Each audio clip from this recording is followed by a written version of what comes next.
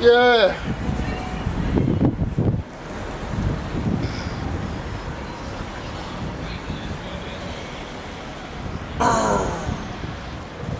Breathe it out, breathe it out. Shalom, shalom to the house of Israel. Shalom Israel. We are the Church of Yahweh Shai's second circle. You know, the channel is the elect hopeful. All right, Yahweh Shai, elect hopeful. All right, in bracket. And we are here today, man, in the trenches. You know, in the highways and the byways. But, you know, in the valley, basically. In the valley, you know. Prophesy to the winds. All right. I'm the brother Yazak Allah. I'm Brother Mayam. Brother Mayam, man, the water, the reader, man. You know, the Zebulonites. You know. So we're going to turn to the east and we're going to give all praises. Yahweh, Ba'ashem, Yahweh Shai, Waha, Racha, Wadash. All right.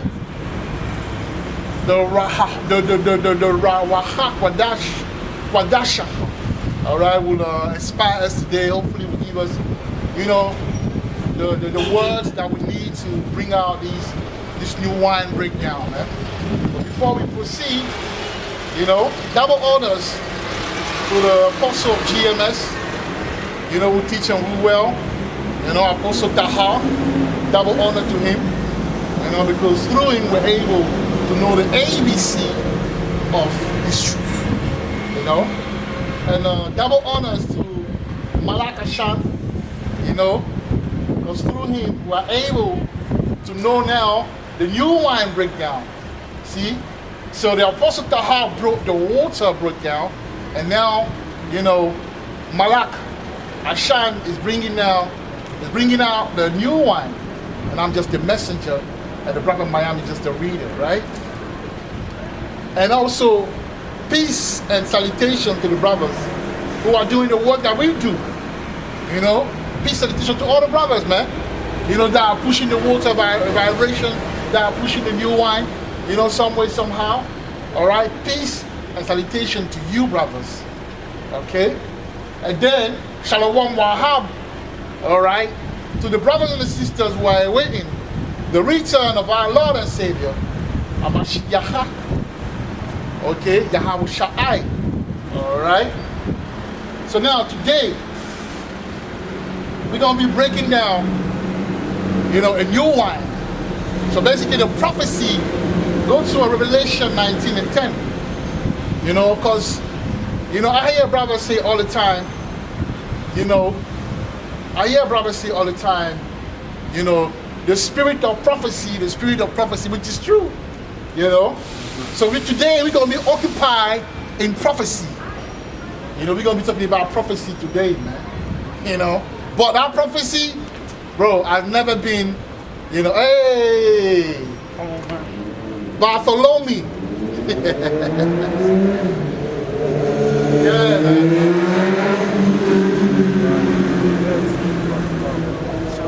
You good, yeah? Yeah, Mark, stand here, man, stand here. Because you don't have your e-pod on. I forgot to bring your e-pod, man. I never thought you would come, but it's okay, bro.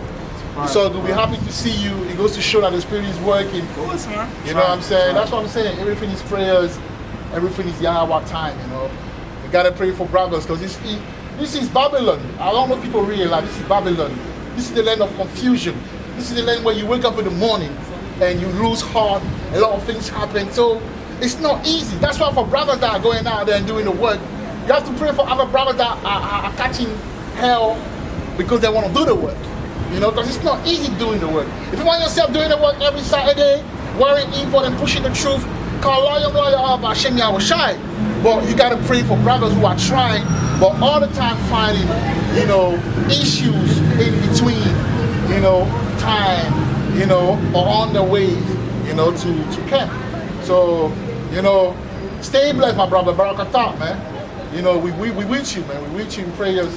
You know, the Most High, you know, the Most High is powerful, man. He's capable of doing great things. So, you know, Barakatah.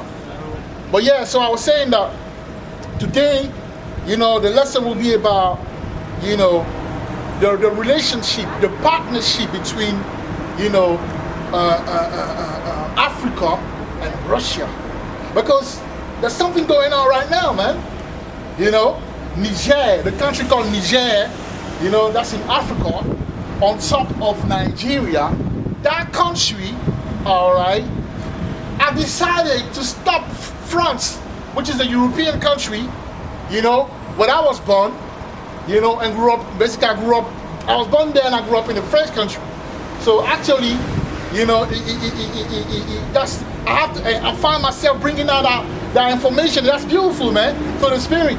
So France, yeah, use 75% of Niger, you know, uranium, and uranium produces as well energy. Uranium not only produces energy, but also it's used, you know, in the making of nuclear, you know, weaponry and that. Okay. Uranium's a nuclear element. Right, but it produces as well energy, I believe. Yeah, nuclear energy, isn't it? It produces energy, electricity, and things of that nature. I believe so. Yes, because France, if Niger said no today, hey, France will be in darkness in no time. You know, because they rely on Niger to receive that light, to receive that uranium or whatever, you know, things it does, like the nuclear weaponry and so on and so forth, right? So now, I want you to read Revelation 19 and 10 before we even carry on. You know? This is Revelations, chapter 19, right? Verse 10. And I fell at his feet. And I fell at his feet, carry on. To worship him. Right, to worship him, carry on. He said unto me, see thou do it not. Right. I am thy fellow servant. And of thy brethren, right, that have the testimony of Yahweh Shai. Right. Worship Yahweh for the testimony of Yahweh Shai. Right. Is the spirit of prophecy. See, the testimony of Yahweh Shai is the spirit of prophecy. So we're going to talk about prophecy today. Because, you know, I've been checking GMS and they haven't been speaking about the situation in Africa, man. So my question is to the brothers in this truth. What is the prophecy? If you go in the Bible, can you pull out a prophecy pertaining to that? Because I heard a brother from GMS, you know, bless his soul, saying that, you know, all the Hamites don't, you know, want Esau anymore. But hey, let me ask you a question. Are the Niger people, are they Hamites? Are the Nigerian people, are they Hamites? You see? When you say Hamite, you put in, that means you still have that energy that, you know, everything that's from Africa is Hamite. And today, we're going to put a light on that. And not only we're going to put a light on that, we're going to bring prophecy. We're going to bring precept to explain what's going on right now. Can I say one thing? Yeah, go on, my lad. Alright. I've stopped saying the word Malak, when we say Africa, Africa. yeah, but Malak, when we say Africa, anybody that listens to doesn't know that it used to be Akibulon. If I say Africa, they know what I'm talking about. So at least for the name don't matter.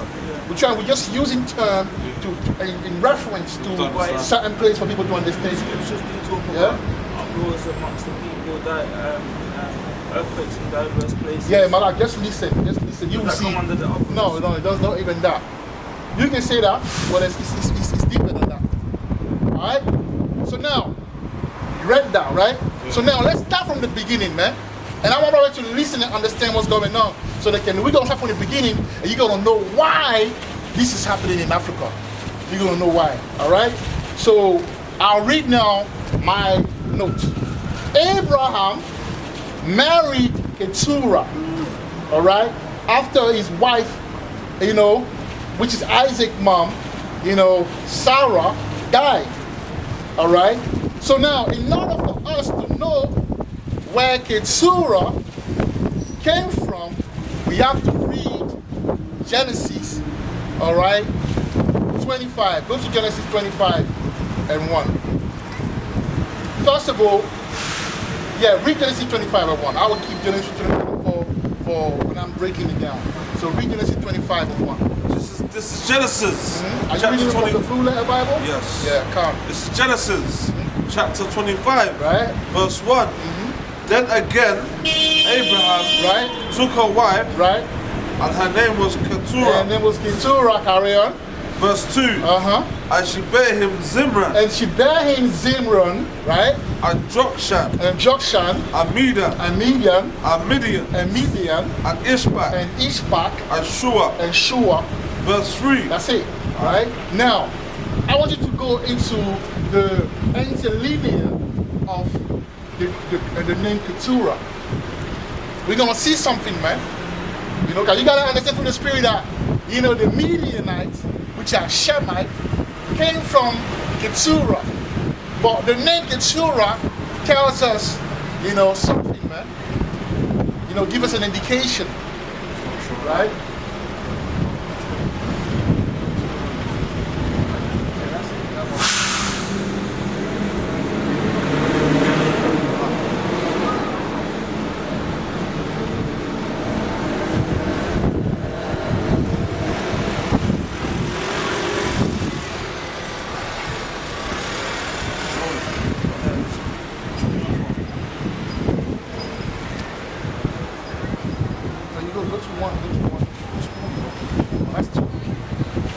Go to verse 1.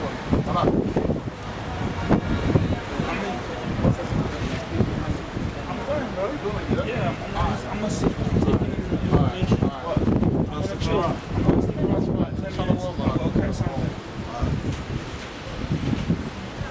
Yeah, that one. The wife, Keturah. So Keturah goes back to that woman. That these people. If you don't stay, you won't understand because it's a long lesson.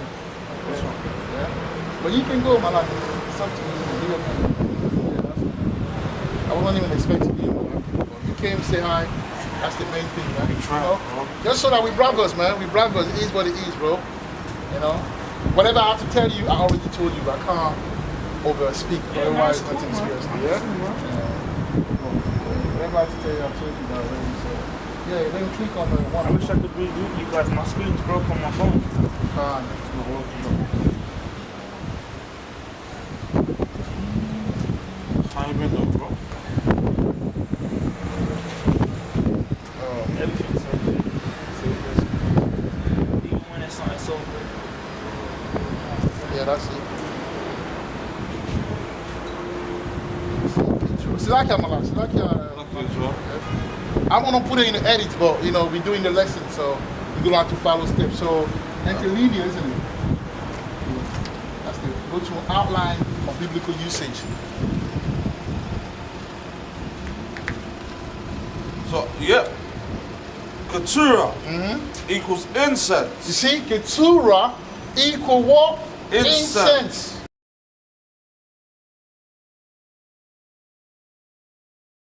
Right? Now, when we did the lesson regarding, you know, Somalia being the turbulent, all right, and being the east, we spoke to you about Somalia being the highest producer of what? Frankincense and myrrh. And we explained to you that the wise men that came from the east to see Yahweh Shai came from that place.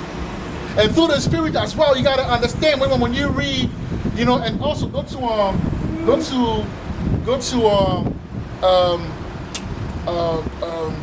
Genesis 24, 1-7. Let's read it so we can understand what's going on. You know? Because Abraham always went to his people. Abraham come from the east. Abraham come from Somalia, man. That's where he come from. Somalia. Yeah, because Shinar is in Somalia. Horn of Africa. All right, the Horn of Africa. Shinar, which is known as Babylonian, where, you know, what's his name? That guy, Nimrod ruled. That's the place. We already established that. Brothers who don't understand that, they can go and watch that video about the land, you know, being in Africa. You know, that was the first thing that Malak Ashan broke down. All right? So now, go and read it from 1 to 7. Read it. 1 to 7. Okay. So this is Genesis chapter 24. Right? Subtitle: A Bride for Isaac. Read it aloud because of Verse 1. Right? And Abraham was old. Right? And well stricken in age. And the Lord had blessed Abraham in all things. Verse 2. Right? And Abraham said unto his eldest servant of his house, that ruled over all that he had, right? Put, I pray thee, thy hand under my thigh. Right? Verse 3. And I will make thee swear by the Lord, Right? the God of heaven, and the God of the earth, Right? that thou shalt not take a wife Right? unto my son of the daughters of the You Canaanites. see that? So he was living in the west coast of Africa at that time. Abraham was living what? In Canaan, the west coast of Africa. But he told his guy, his worker, don't take a woman from my son. Don't take a daughter of Shiloh for my son. But rather, carry on. Says that thou shalt not take a wife unto my son, Right? of the daughters of the Canaanites, Right. Of the daughter of the Canaanite, carry on. The among daughter of whom I Shiloh. dwell. Right? Carry on. Verse 4. But thou shalt go unto my country, For thou shalt go unto my country and to my kindred, and to my kindred, and take a wife unto and my take son a Isaac. wife unto my son Isaac. Right? I think that should be enough. Verse 5. Yeah? What does verse 5 say? The servant said unto him, we adventure the woman will not be bruised. That's it right there. Alright? So now, if he took a woman, if he wanted a woman from his place, alright, his country, for his son, what would that country be? Well, the answer is in what? The answer is in what? Keturah name.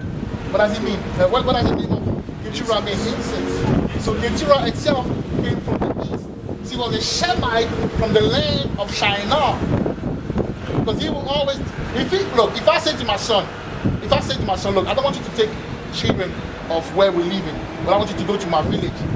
That means I want to take a wife. If I'm taking a wife, whenever I take a wife or concubine, I'm going to go to my village to take a woman. Because what I want for me, I want for my son. What I want for my son, I want for me. He's talking about his son, for Isaac, sorry. Right, Isaac. She said to Isaac, don't take a Canaanite for Right. a wife, go to Where I came from.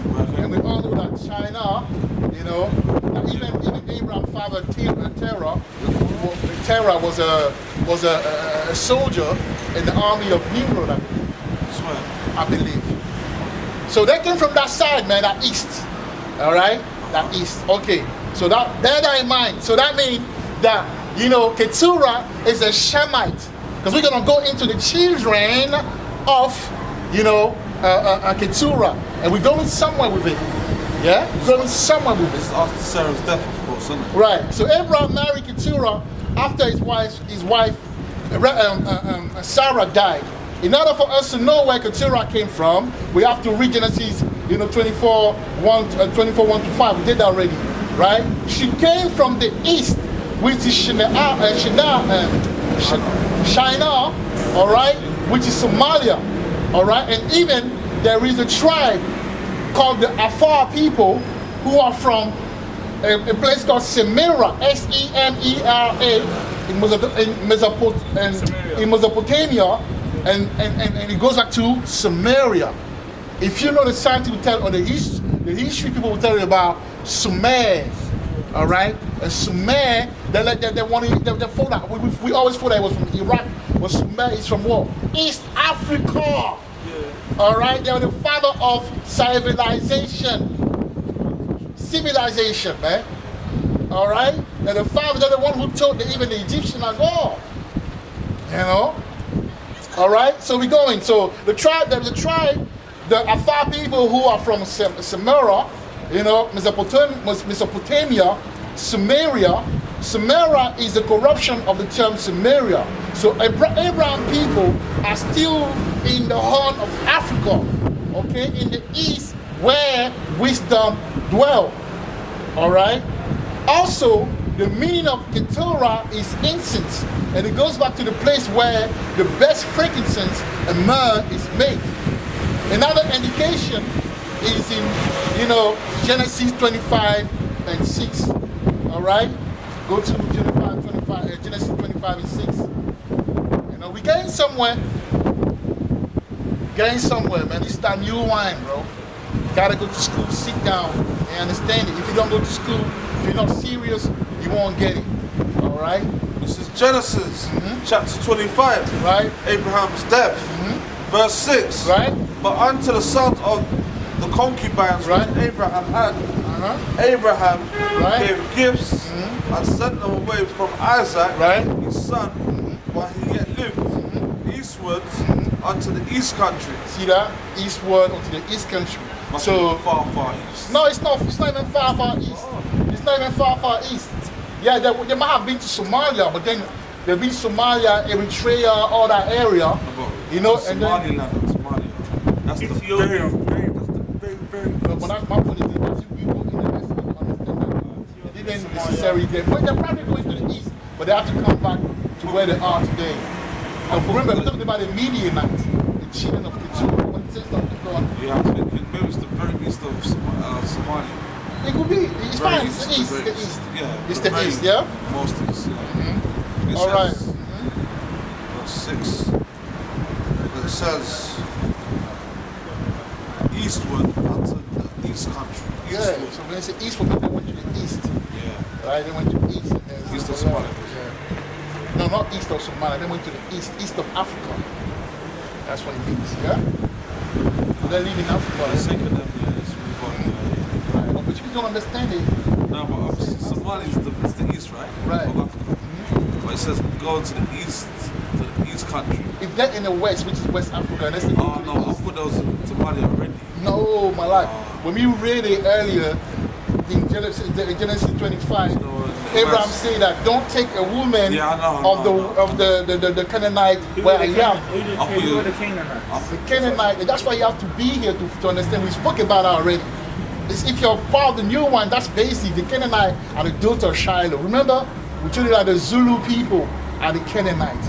We already went into the lesson already. Okay, I've heard of the Zulus. Right, so you gotta watch the lesson, They're sit in down like, to understand that. Otherwise, Zulu, you're gonna miss the Zulus, point. Congo and No, Zulu is not Congo. Zimbabwe. You know. I thought Zulu. But yeah, for the brief, let's carry on. Let's carry on. That's what I'm saying. Yeah, if you wanna listen, if you wanna know, you gotta go and watch it, or you know, be diligent. Yes. Yeah. So what was that? Right. So another indication in Genesis 25 and 6, it says that Keturah and the children were sent eastward. Right.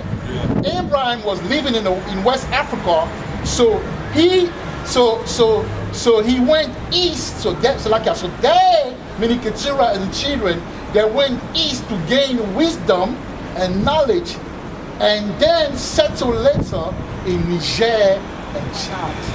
All right, we're gonna break it down. You're gonna understand why the people of Niger and Chad are not Hamites, but they are the people of Midian, the Midianites. So offspring of Abraham. Right, because the Niger people, the culture is not Hamitic at all. The culture is Shemitic, and we're gonna go into that for you to understand. Yeah, Semitic or Shemitic is the same. Yeah, because they come from Shem. Sem comes from Shem. So that's why we say Shemites. All right. So now, the story. I will give you one example. The story of Moses fleeing Egypt to the Midian. Go, Exodus 2:11 to 16. I'm writing right now. I'm just putting the foundation into place so we can build. All right, but you got to understand who the Midianites are, because even Moses, when he fled Egypt, where did he go? He go to the Midianites. Why? Because the Midianites are our people in a way. They are the people of who? Abraham.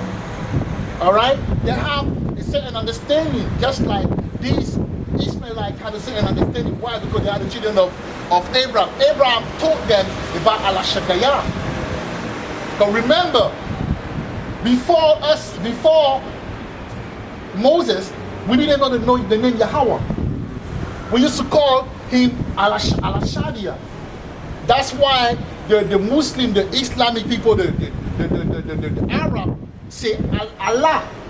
Why? Because Ishmael is the son of who? Abraham. So Abraham taught Ishmael about Allah. Okay? Same thing with the children of Keturah. He told them about Allah. Yeah, he must have. Right. So actually, when I heard Louis Farrakhan say that Islam came from Africa. He may not be lying. Because remember, the Israelites are not the illegitimate children of Abraham. Legit. They're illegitimate. They're not legitimate. The Israelites are not legitimate children According of to the flesh. Abraham. According to the flesh. No, they had a child. Abraham had a child with who? With Hagar. Yeah. His servant. He wasn't supposed to give her a baby. That's the It's disaster. because listen to what I'm saying. Abraham was supposed to have sex and give a baby to who? To Hagar. So that baby is not legitimate. It's an illegitimate child. Because it wasn't in the plan of Moses, but Sarah forced it. All right, so that's not even legit. Because that's why they got chased away. According to the flesh, though. But yeah, according to the flesh as well, because but the reason why it's Yeah. happening to the flesh because they're not children according to the promise. I know that. Only the Israelites are children to the promise. I understand. You understand what I'm saying? Yeah. Now, the children of Keturah, they're legitimate children because he took her as a concubine. Yeah. He took her as a wife. But the term concubine goes into the fact that when you take a woman that's not an Israelite, she immediately called a concubine. So it's a concubine. So his children were legitimate. So he taught them about the Allah vibration. Do you get that, Malak? Yeah. Right. So now go to Exodus 2:11 and let's go into the Moses story, man. So you understand who the Midianites are. So this is Exodus chapter 2, the birth of Moses, verse what? 11. Right. Verse 11.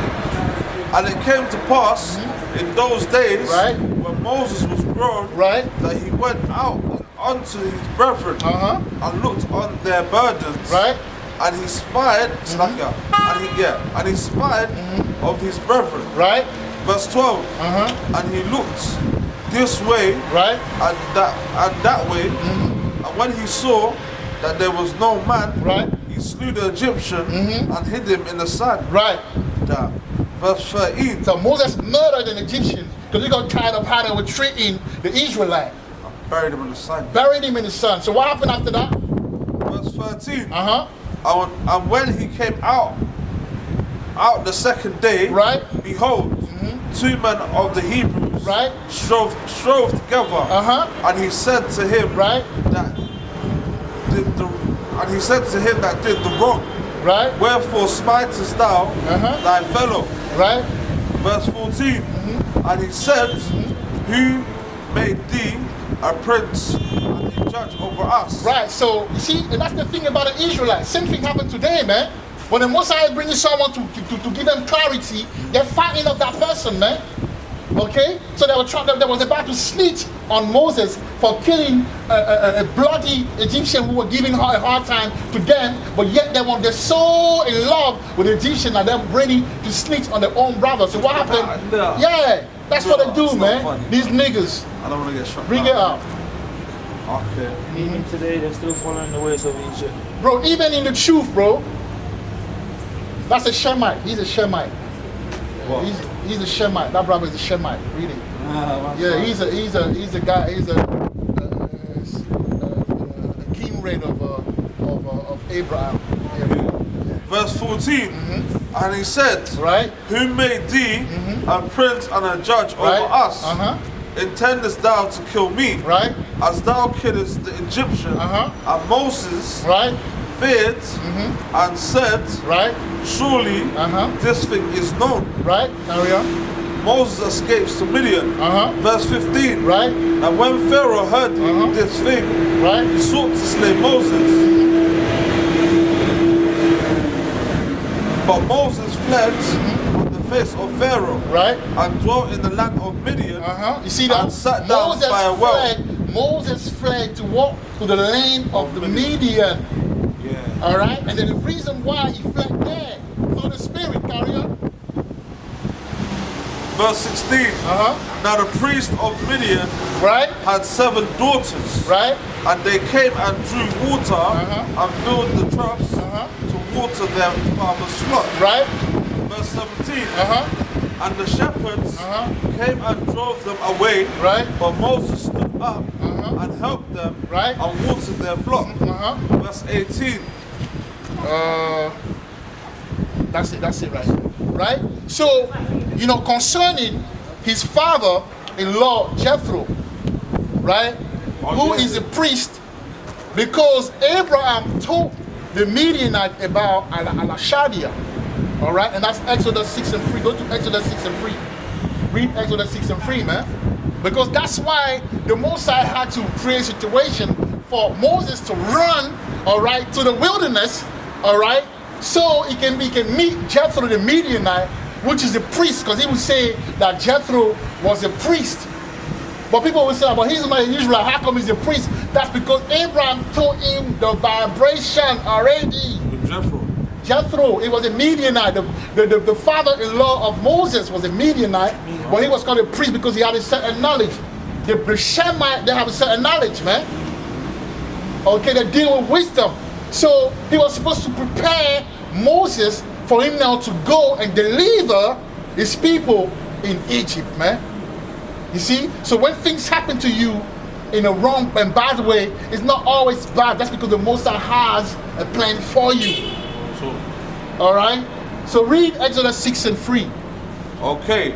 This is Exodus chapter 6, verse 3. And I appeared unto Abraham, unto Isaac, and unto Jacob, by the name of God Almighty. You see that? God Almighty, when you go into the Lashwana Quadasha, is Al-Shadia. No, it's not Al-Hayam. The Al-Hayam, that's in Genesis 1. Al-Hayam are the powers, the angel that did the work with Yahweh Shai in creation. So the angel can be considered as well as the Al-Hayam. But we speak here, we're talking about Al-Shadia.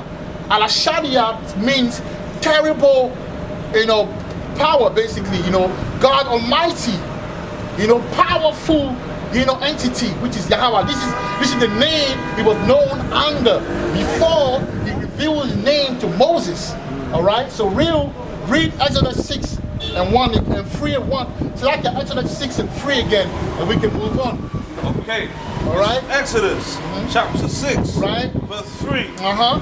And I appeared unto Abraham, unto Isaac, unto Jacob, by the name of God Almighty. Okay, Al-Shadia. But by my name Jehovah. But by my name Yahweh. Was I not known? Was I not known to them? And that's how, in bracket, we were able to rectify Judah in Lashwana Kodasha. We used to say Yahweh, was actually Yahweh.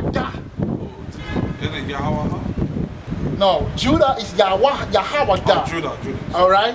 No, we used to call it Yahweh. We used to say Yahweh because before that, it was always Yahweh. But now we know that before that, Judah was called Yahweh. Judah? Yeah, Judah was called Yahweh, not Yahweh, but Yahweh. Yeah? Right, because the name Yahweh was revealed to Moses. Okay? So now, I say this concerning his father-in-law, Jethro. He was a priest because Abraham taught the Midianite about Al-Shadia. So they had wisdom and had the customs. All right? Now go to Exodus 3 and 1. Go to Exodus 3 and 1. We get in somewhere, but we have to first, build the foundation before we build, this beautiful breakdown. Okay. All right, so bear with us. That's wisdom. Now, when you go to school, you have to see that there's an introduction. In philosophy, there's an introduction, and then there's a hypothesis, and there's an antithesis, or something like that. And there's a thesis, antithesis, and there's a bringing all of that, and then the conclusion. The epilogue and all of that. So it's not always straightforward. So this is the university, man, of practical knowledge, man. You gotta be patient with us, bro. If you wanna really understand the new wine. It's not a quick thing, So go to Exodus 3:1. Exodus chapter 3. Subtitle The Burning Bush. Verse 1. Now Moses kept the flock of Jethro, his father-in-law, priest of Midian. You see that? He was a priest of Midian. His father-in-law was a priest. The reason why he was a priest because he had wisdom, he had understanding, man. Because Abraham took that whole lineage, bro. That's why when you go into a place like Niger and Chad, you will see, the real Muslim people. They wear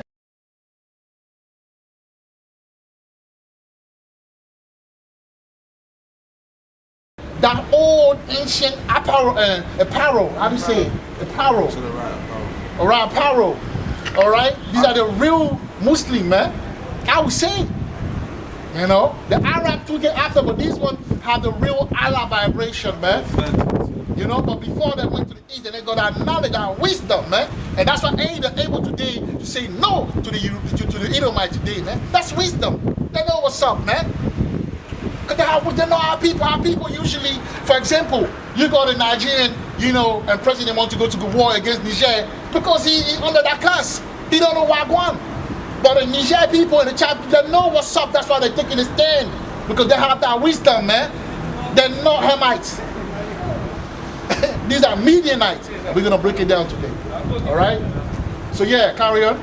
And he led the flock to the backside of the desert, right, and came to the mountain of Yahweh, even to Horeb. And that's Harabah, which is in Kenya. So before that whole area, you see, so that's that they used to live as well there, man. Eritrea, all of those places, the Midianites were in the east, all over that place. All right, Midianites were there, man.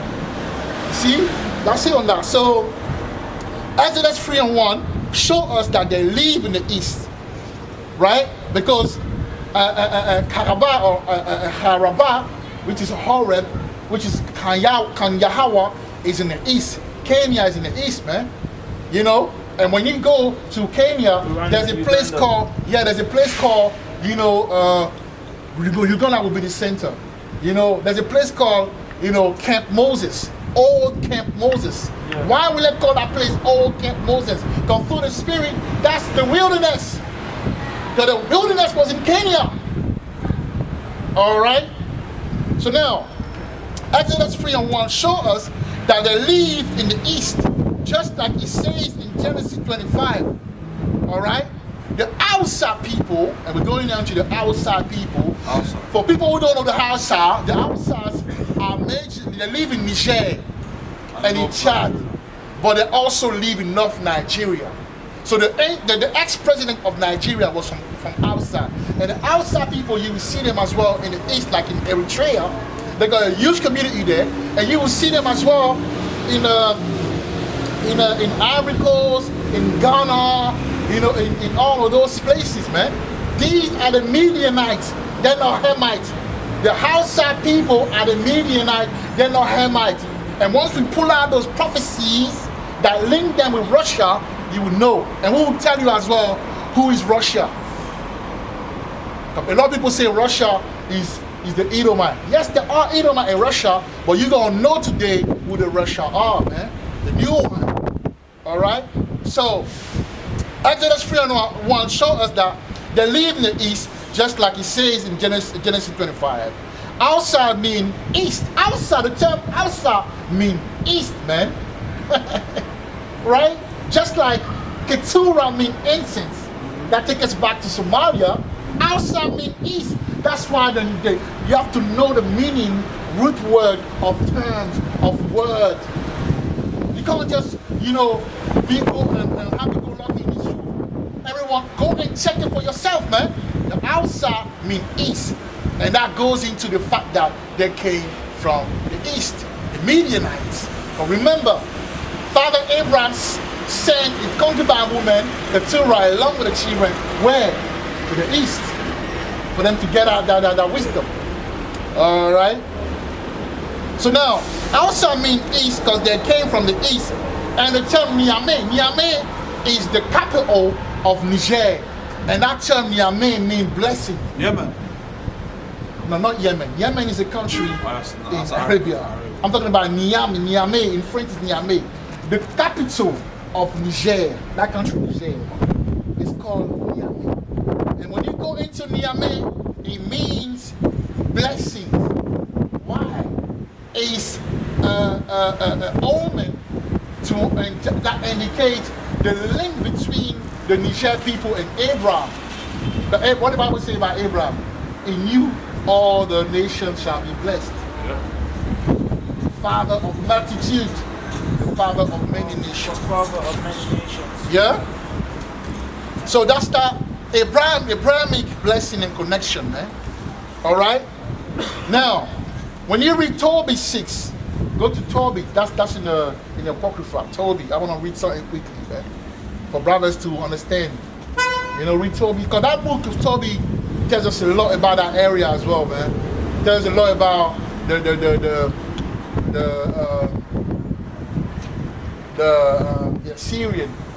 You know, it tells us a lot about that as well. You know. What chapter? 6. 6. This is Tobit, chapter 6, Right. verse 1. Uh-huh.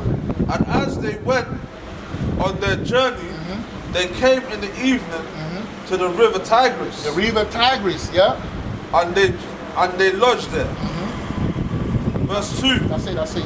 Right, so Moses' father-in-law, Jethro, was a Midianite by tribe, but was living in Kenya, where the mountain of Yahweh is found, which also borders Ethiopia as back. Then Uganda and Kenya and Ethiopia were all called Ethiopia. Okay.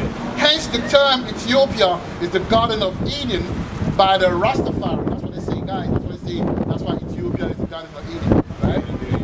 Also, Eritrea has a heavy Hausa people, Hausa population, all right, speaking the Hausa language.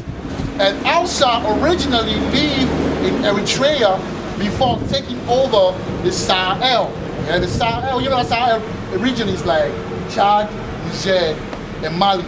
Yeah, that's a Sahel. We call it Sahel in French. Yeah, S-A-H-E-L. Yeah, I'll put all the information in editing. All right. Also, Eritrea has a heavy Hausa population speaking the Hausa language, as Hausa originally lived in Eritrea before taking over the Sahel.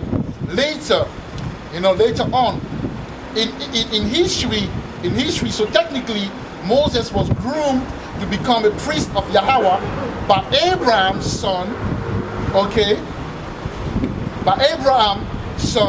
Midian, who will be the Hausa today. Hence, the Hausas living within close proximity with all the tribe from Congo to Ivory Coast. All right. Now let's talk about the Midianites. If you look at the flag of East India, yes. If you look at the flag of India and Niger, you can see that they have similar flags. So now pull out the flag of India, and then after that, after we show it, pull out a flag of Niger. We're gonna show something to you. This is what I did, man. Because you see, Esau is very crafty, man.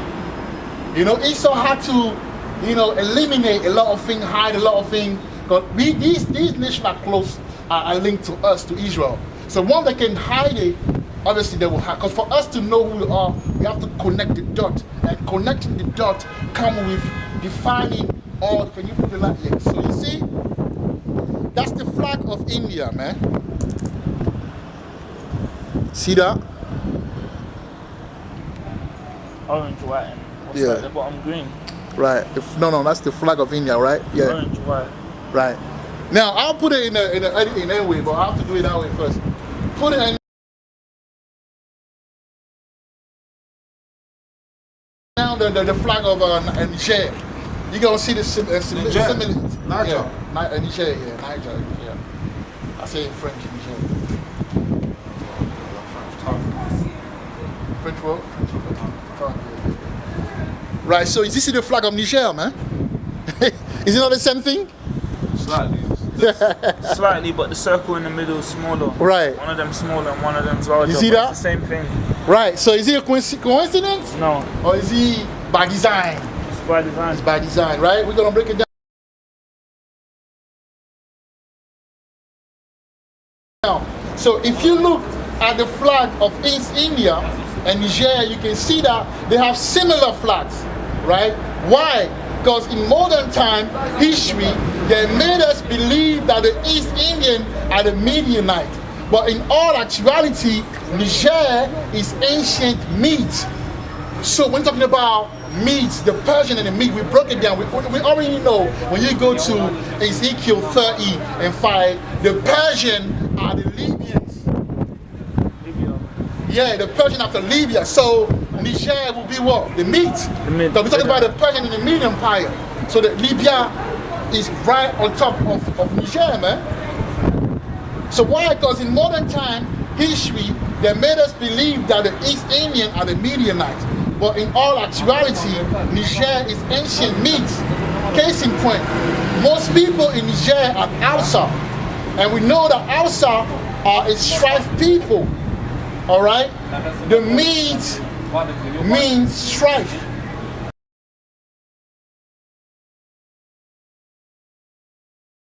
All right? The term meat, it means strife.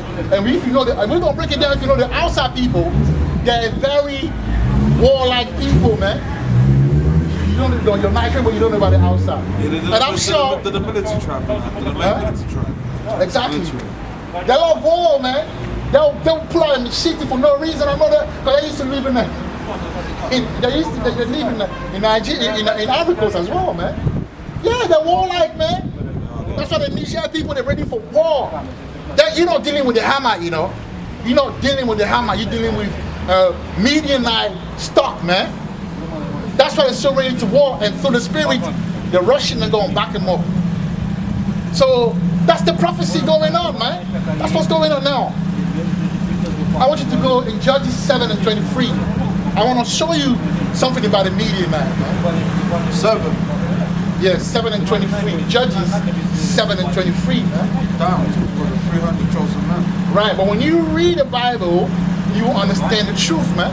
When you pay attention, you'll be able to uncover the lies, you know, and bring out the truth. All right, so read it. This is Judges, chapter 7, verse 23.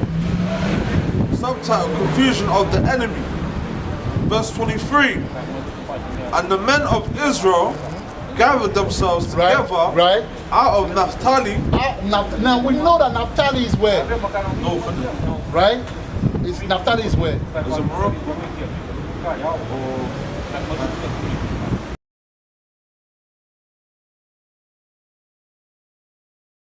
Lebanon? Naphtali is what? It's Algeria. Algeria. It's West, the Maghreb people. Naphtali is Algeria. It's that region, Nigeria, you know. Yeah. They're bordering with Niger, you know. even the Algerian military is out there as well, protecting that border on that side of the Niger, man. I will speak, right? Can read it. Verse 23. And the men of Israel gathered themselves together out of Naphtali and out of Asher and out of all Manasseh. You see that Asher and Asher is where? Morocco. And where is Manasseh? Nigeria, man. Yeah. You see that? Yeah, Manasseh is Nigeria, man. All right. So you see, and pursued after the Midianites. And pursue after the Midianites. All right. Let me show you a map quickly, man. Let me show you a map quickly, man. Because we did a map. We have a map coming out. You know, we did our own map, man. You know, we ain't around playing, bro. You know, we mean business out here, man. Because our people they have to know what's up. Yeah, Niger's like, yeah. Niger is where? Just above Nigeria. Exactly. Just below Algeria. Alright. Nigeria's original name was Midianite. That's the original name of Nigeria? No. Niger. We call it about Niger. So You've been to Africa. You lived in Africa. You should know this thing. And Gambia, I stayed. You live in Gambia, so okay. So I'll put that in the thing, but you can see the you got Zebulun. So actually, you know, you got Zebulun in Algeria, but you got Naphtali as well. You know, boarding, right, against each other. I will show you that if you can see. But you got the Medes, which is Niger, right there. You got the Naphtali, and you got obviously the Midianites, also Chad, and you got half tribe of Manasseh, and so they're right next to each other, man.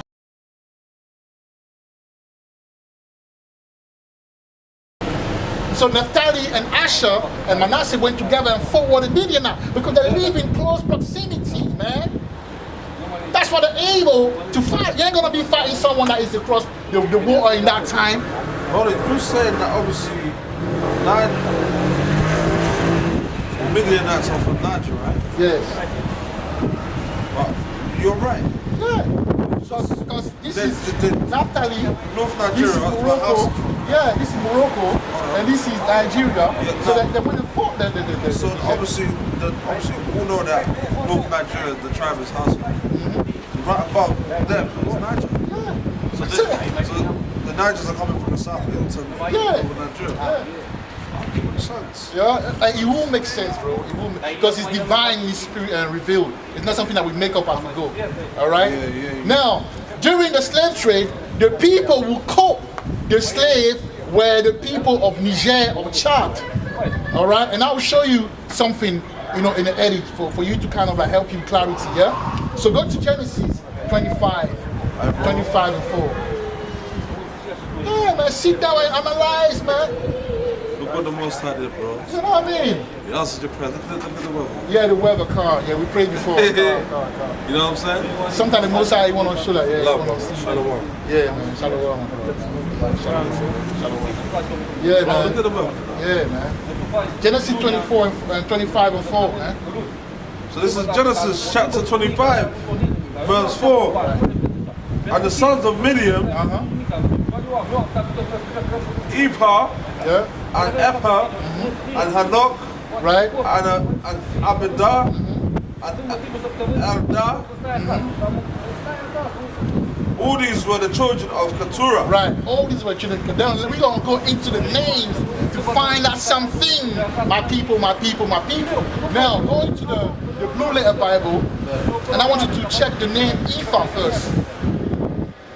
The name Ephah. That Ephah tribe, man. They showed a lot of our people through the spirit. But y'all don't understand how the Most High works. For us to know this truth, He puts the name on people with different meaning and different prediction and omen, so that when we come in the truth now, we're able to know through the naming of different countries, naming of different people, their history, we're able to bring the truth. That's how the Most High works, man. He's an artist and a poet. Alright? And through signs, and name prediction is able to establish fact today. Alright? There's a reason why I give him the name Midian. There's a reason why he left the name Ephah. When you go into there's a reason why when you go into the understanding, they're like, oh, so when you go into Ephah, into the interlinear, yeah, you find the outline, the definition, the biblical definition, you will see something, man. So Ephah, what does it mean? Ephah means gloomy. Gloomy, right? Gloomy. All right. Hey, a son of Midian. No, that's it. Yeah, the son of Midian. Yeah. Now click on the root word etymology, man, and you're gonna be surprised. Let's see what it means. Let's see if there were, light-skinned white people, or whatever, or if there's a lot of people there's a lot of them that light-skinned, but let's see. Originally, the wooded children of Keturah, the Midianite, who through the Ephah, for the sun, will be able to determine the complexion. What are you saying there? Well, the outline biblical usage of Ephah, right, or Ephah, means darkness. Dark what? Darkness. Dark what? Darkness. Dark what? Darkness. Darkness, man. Hey.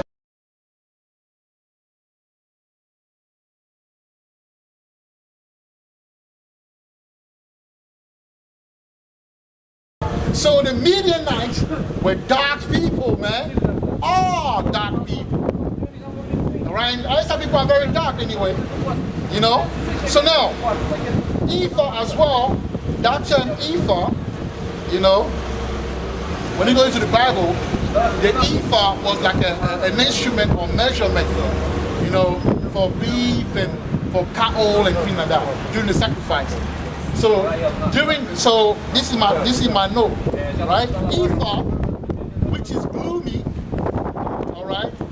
Ephah, which is gloomy, meaning dark, So the Midianites were dark and are dark, right? Also, ephah is the measurement unit that the Israelites used, which through the Spirit, the Midianites were catching, the children of Ephah were catching the slave as meat and selling them was like measuring them. All right? And through the Spirit, when you go to West Africa, there is a tribe called the Hausa people, that we say, you know. And for example, in Ghana and the Ivory Coast, they're mainly grilling meat to sell. That's the Spirit, man. They're the best griller of meat, man. All right? Now, let's deal with the brothers. You know, let's go to Zimran. That's how you do it. Genesis 25 and 2. All right? Let's go to Genesis 25 and 2.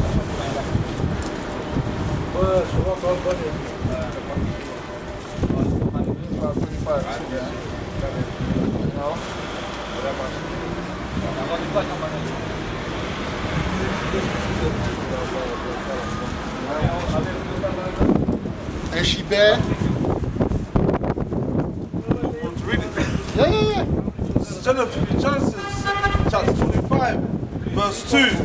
And she bare him Zimran. And she bare him who? Zimran, okay. Right. And she bare him Zimran and who? And Jokshan. All right, so Zimran. Let's talk about Zimran. Yeah? So, go into the interlinear. Go into the interlinear and find out who Zimran is. You know, the meaning is musician, you know. Right? And I'll put something in there so that you understand. Them Midianites, the children of Zimran are very good when it comes to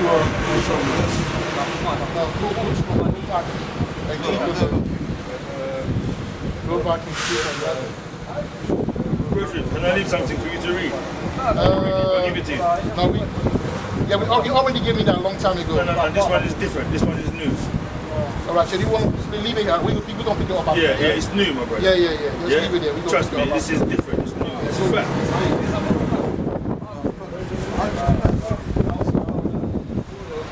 So what you do with all the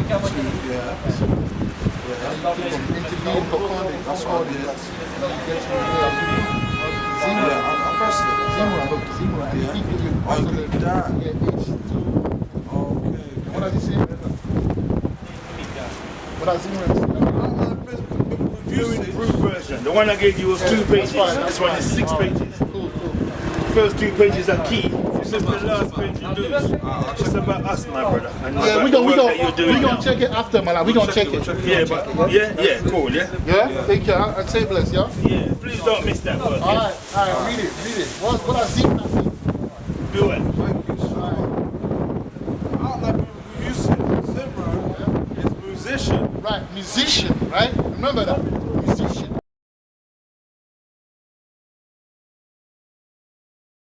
Right? And I will put something in a little snippet and you will get it. Right? So say, let's deal with the brothers, all right, of Chad, the Chad people. Genesis 25 and 2. Zimran, meaning musician. In West Africa, in the mosque, you have a guy calling out early in the morning.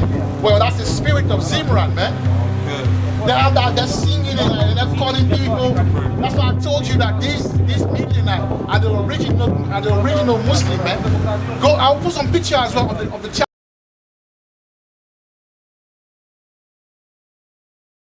people. You will see them. You know, obviously through the modern day system, you're Christian as well, but these people are the real Islamic people, man. They have that energy of Allah on them, bro.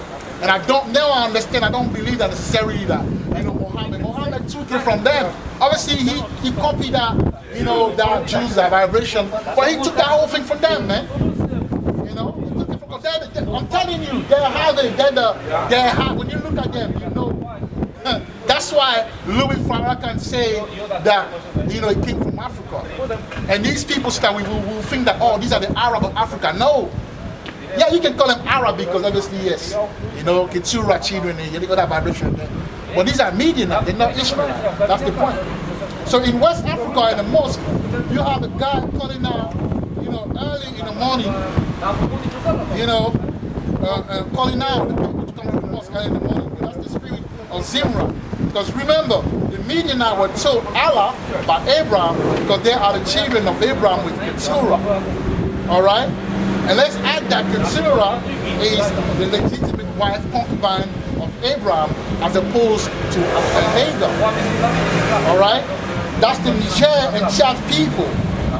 All right? That's why the Niger and Chad people are very much into Islam. Because they say that, oh, they came and conquered these people. Me, I believe that they already have that element of the Islamic energy already. You know, because I was listening to one politician of Niger of how they came up, not Chad, how they came up with the name in N'Djamena, which is the name of the capital of Chad, right? And he said that there were different tribes, and he said there was an Arabic tribe as well. And I'm thinking, no. Now we know. They're not Arabic. You say Arabic because they are the Midianites. But they want to say, oh, they're the Ishmaelites, but actually they are the Midianites. But they're calling them the Arabs of Africa. See? That's very different. All right? So that's the Niger.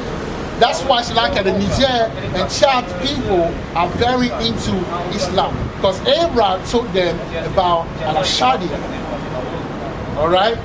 And even they're known to sing a certain song with the Korah in Africa, all right? And that's that Zimran vibration, right? It's called the Sahel music, and I'll put some there so we can see. All right? Now, let's go to Jacques Sam. Same thing in verse 2, you know, but you go into the blue Bible, you know, you click on the Jacques Sam one, you know?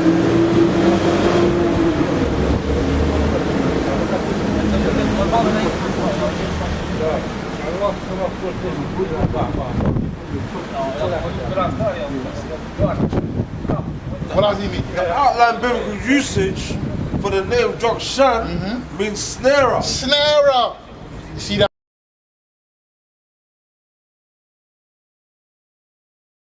Snarer. So these were the people that were selling the people, man. You know? Because right, they're in the middle, they're between Morocco, Chad, you know, Morocco's like Algeria and Nigeria and West Africa. So they were the middlemen, man. They were the middlemen.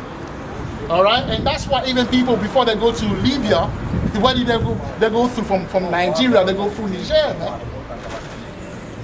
You know, they go through Niger. All right, so that's it right there. You see, that's it right there. So they used to Jokshan means snarer, right? So these were the guys from Niger and Chad who were tricking our people so they can get caught in the net, all right, in order to be sold on ships, all right? They use set trap in the desert during slavery. Even to this day, they do it, man. They will set people, you know, they will sell people over to the Libyans, man. Because you go through the Niger desert, the Sahel, to get to Libya. They will take them on car and they will leave them there. Defend for themselves, man, you know, at the mercy of the Libyans, man. So still to this day, it goes on. That's the spirit, you know. So they were the slave catcher, the legitimate son of Abraham, right? Let's talk about Shua now. The children, Shua. You know, the people, because they say that the Hamites were catching people, but the Midianites were catching people as well. Now, slave catching meaning during the slave trade, who were catching the Israelites? You know what it means? Slave catcher. Catch the people, they were catching the slaves. Yeah, I know what it means, but what? Slave. The Israelites that were during the slave trade. It's like that. Yeah. I didn't specify during the slave trade. All right, sure. You know, we're breaking down the name of the children of Keturah to make you understand that these are the Niger people, man. You know, if you can receive, you know, and that's the reason why rabbis weren't able to understand that prophet know what's going on right there. And then thinking, what's going on? That's not in the Bible, man. Nowhere he said that the Hamite will be going to, no. It's biblical. It's biblical. You see it.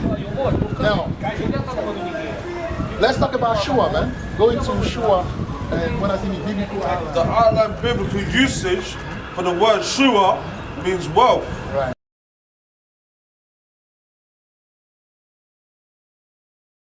So let's talk about shua. It means wealth, and we commonly call them the alaji, the el-aj.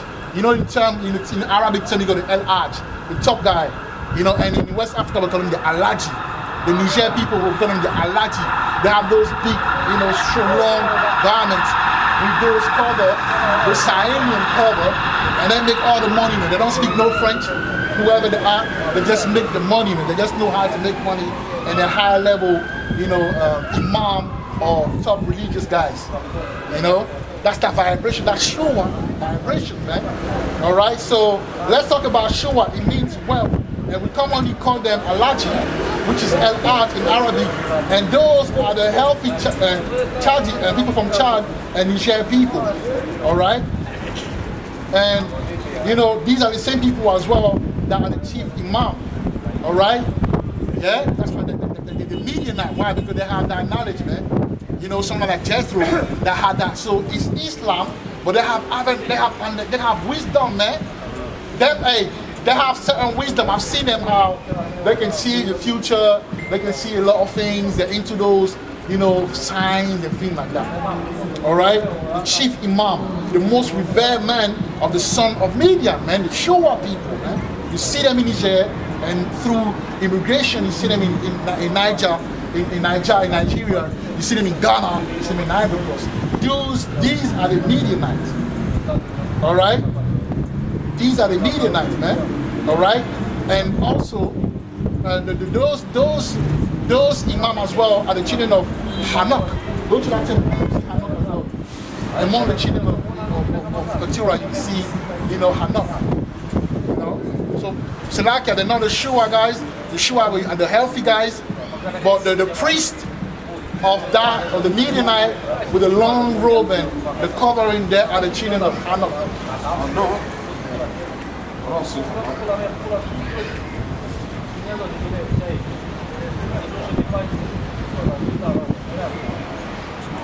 Yeah, verse 4.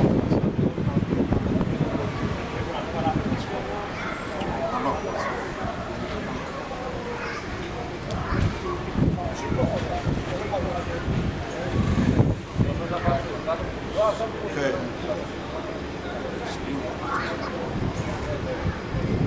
No, it's okay. It's the same thing. That's where you come from. Dedicated. Okay. Yeah. So the outline It's another term from Enoch. Enoch was a dedicated guy, right? Enoch was dedicated, right? Yahweh, right? Yeah. Did I name the book after him as well? Yeah, there's a book called Enoch, but the one that. Yeah, Malak. Well, come be close, isn't it? Yeah, that's it. All right. Right, so we were talking about. So the outline biblical usage for Hanok or Enoch is dedicated. Dedicated, man.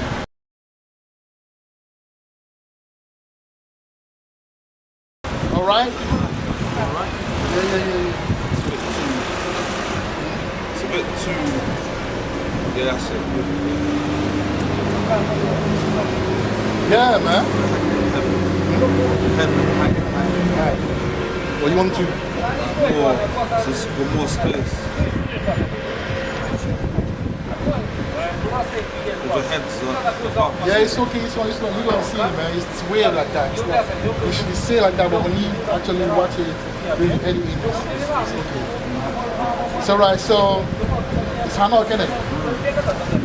Or also known as Enoch, which means dedicated. Right. So which means dedicated to Allah. It goes back to Enoch. The root word goes back to Enoch, right? To train. The root word goes back to train.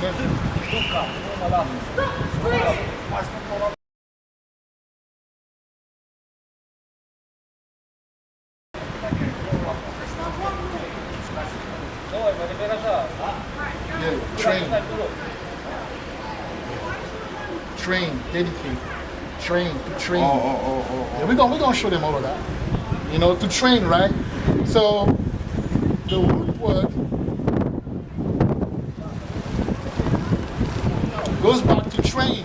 And they are the one that train the meat people in the way of Islam. All right? They're the one that train people in the way of Islam. They're the high priest. Just like we go to Levi. Yeah? They've got the Hanok. Yeah? People within the Midianites. All right? But even if you see them outside people in Nigeria, you see how they dress when they, that's that vibration, you know. You know, that's that. It's not necessarily that Islam came and took over them. No, that they themselves, they already got that Allah vibration. And I want you to look into it. You know, because a lot of things that was given to us is like Christianity, not necessarily the account of how things happen. You know, how they say that the Muslim came and took over. Yeah, they did, but not to certain people. Some people already had it. But they're cousins. They're the same people. You know, their father is Abraham, the same people. You understand? They're just the children according to the flesh. And we are the children according to the promise. Alright? That's why we live in so close, in close proximity. Yeah? So they are our enemies as well, so on and so forth. But the Shemites. Alright, so in Africa you got the Hamites and you've got the Shemites. Alright? So now, go to Genesis 25 and 3, and then there's Asherim. I want to show you something. The Asherim or something like that. I want to show you something so you can do it. Right, so you go to that one. Asherim.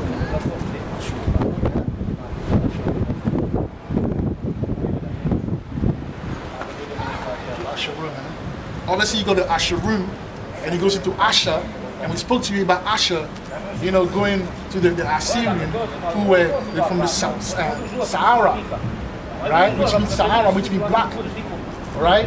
And you know these people, Sahel is Sub-Sahara. Sub-Sahara area is part of Sahel as well. Or Sahel, the Sahel region is part of the Sub-Saharan region, all right? So that's another indication, man. Study to show yourself improvement.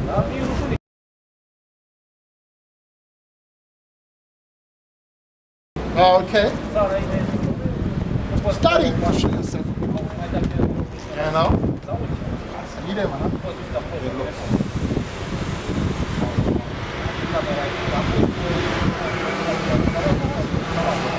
What do you say? The outline of biblical usage for Asherites, right, equals guided, blessed. Right. Also, the tribe inhabitants the plain of Australian.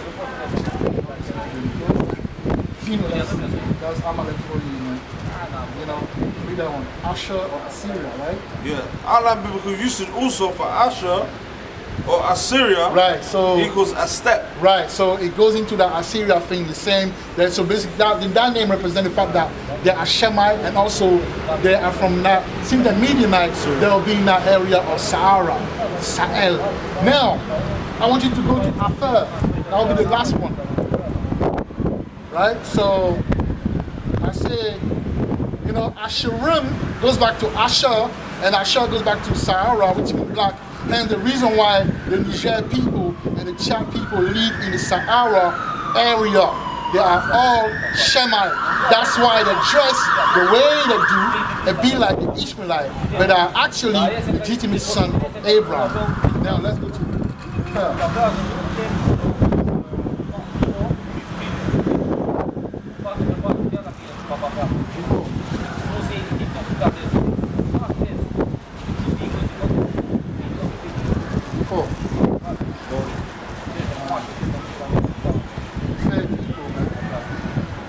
that will be a clean cut as far as it fell, man.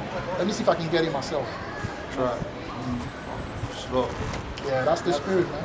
We're bringing out heavy information. So,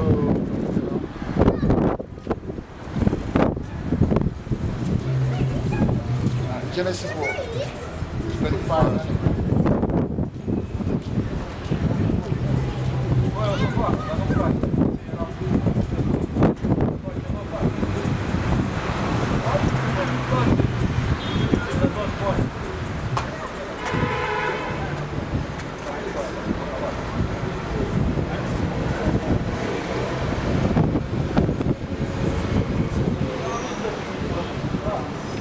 Right, so Genesis Ephah, let's go to the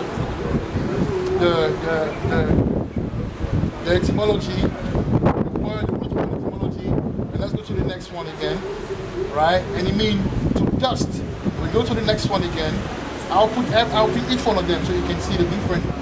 It means dry earth, dust, powder, ashes, earth, man.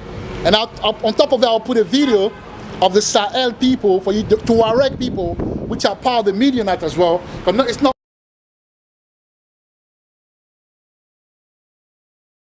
only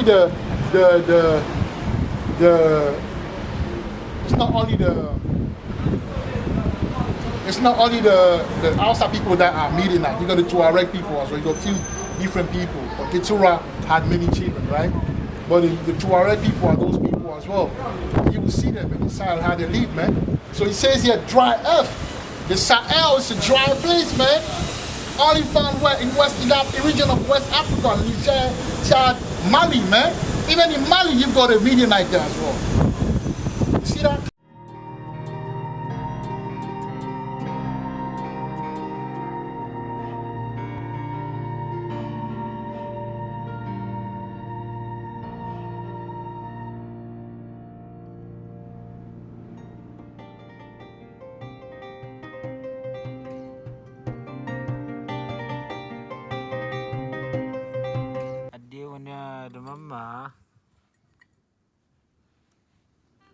أدي وانا مدي والله انتي معني تواسي ولا فو أدي مدي أدي وضع الديدة يا والله أدي facile à tout.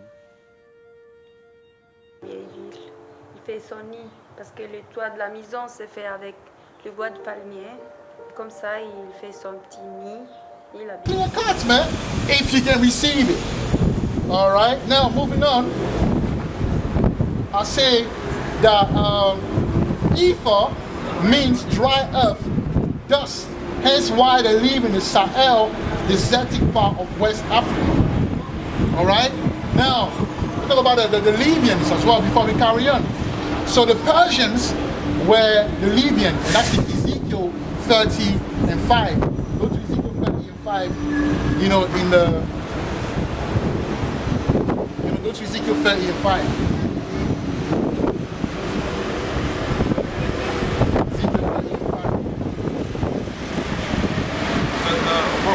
No, Ezekiel 30 and 5. I'm tired. Ezekiel. I didn't see it.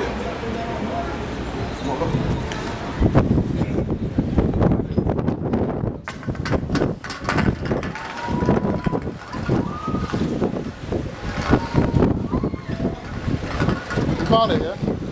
Yeah, go to verse 5 and check. Let me check. Let me see.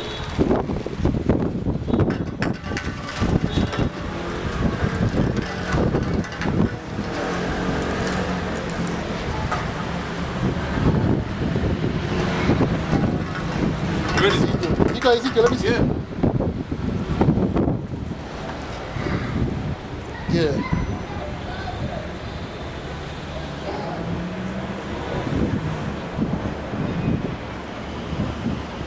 Yeah, check Libya and read some strong definition. What? Read a strong definition of Libya. That one. Read that one. Strong definition. Read that one.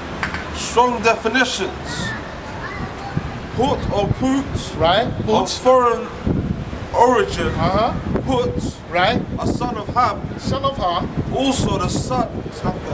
Also the name of his descendants of their region. Right. And of a Persian tribe. A Persian what? A Persian tribe. A Persian what? A Persian tribe. A Persian what? A Persian tribe. A Persian tribe, man. So the Persians are from North Africa. The Persians are not where they say they are, man. We have to wake up. This is the time to wake up. All right?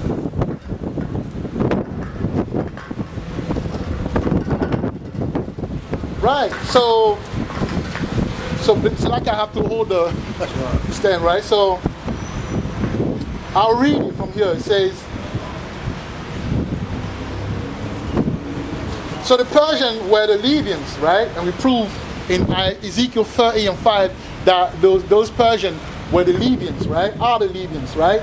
Case in point, when you go to Libya, right next to it, you have an Egyptian town called Alexandria.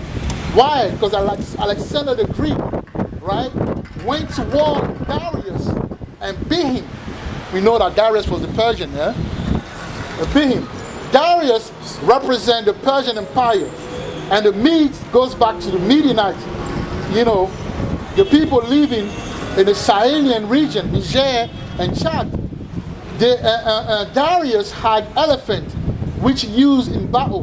But my question is there elephant in Iran? Because people say that, Persia is Iran. But there's no elephant in Iran. But we know through the spirit that, through history, that Darius used to, use elephant for war. All right? The same way, and right. So the answer for that, the question I asked, is there elephant in Iran? Is no. That's the reason why they had to switch the flag with India, because Indian has a lot of elephants. You understand what I'm saying? Because Darius was a man known to have a lot of elephants. So they had to switch to the flag to India so they can bring you back to the fact that, India is the Persian. No, India wasn't the Persian, man. You know what I'm saying? Understand that.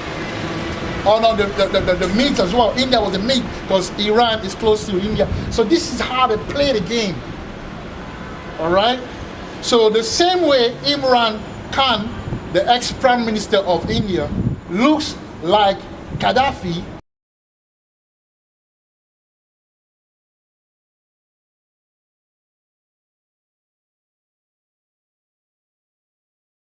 that's the same way they are trying to tell us that the Medes came from India. Pakistan used to be part of India. So in order to create a deception, of the Medes, you just need to switch the flag, Niger, India. All right? And through the spirit, Muammar Gaddafi, right, could be the reincarnation of Darius, man, because he was a very powerful Libyan. Of our time, he was the strongest Libyan leader of our time. So probably through the spirit that Darius coming back, man. All right? And Gaddafi looking like Imran Khan. So they will say that, you see, how you see Imran Khan, that's definitely that. Imran Khan was the ex-prime minister of India. Okay. Right, we're gonna put it prime, look it up. We got to look it up, Right, this was possible because Alexander defeated Darius. And we all know the victor rewrite history. All right? Now, I will give you a little, intricate understanding that is discerned, spiritually. All right? That's how the Most High works, by the way. So, Darius represented cats, and Alexander represented Kittim, which goes back to Kittim. We all know that Alexander came from Kittim, a town called Kittim in Cyprus, right? So the people from Kittim are called Cypriot people. Darius, Cypriot. Yeah, Cypriot, right? Darius had a larger army. The cat is bigger than the Kittim. The Lashmana Padesha for Kittim is Katayama, all right? Katayama. Plural way of saying palm, the car, right? The car, which is palm. Right? So Katayama is Kittim, all right, for Katayama, all right, which is Ka, right, which is palm, which goes back to the 11th character of the Lashwana Padasha Kapa, which means palm, and Ta is the 22nd character of the Lashwana, which goes back to Tawa or mark, and the palm has mark in them, like the marks of the on the people.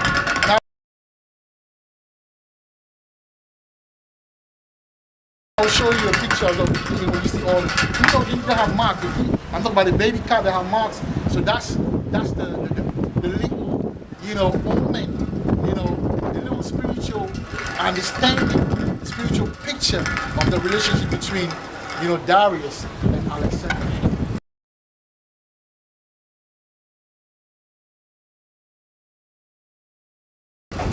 All right, spiritual. All right, now let's go into the prophecy. Go to 2nd Ezra 15 and 20. 2nd Ezra 15 and 20.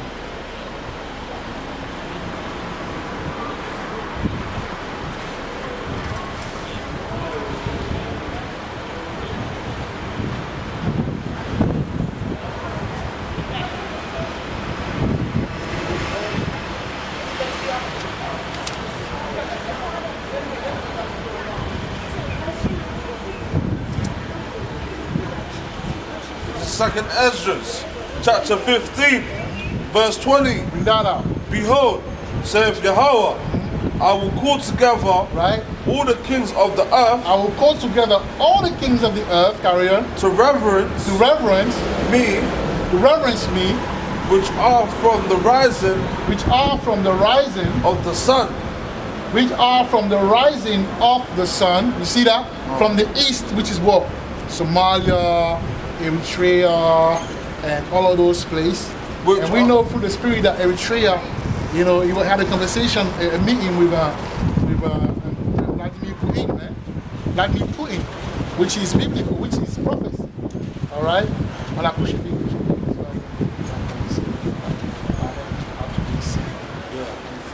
Which are from the rising of the sun, from the south, from the east, and Libanus, which is Lebanon, which is Morocco, to turn themselves one against another, right, and repay the things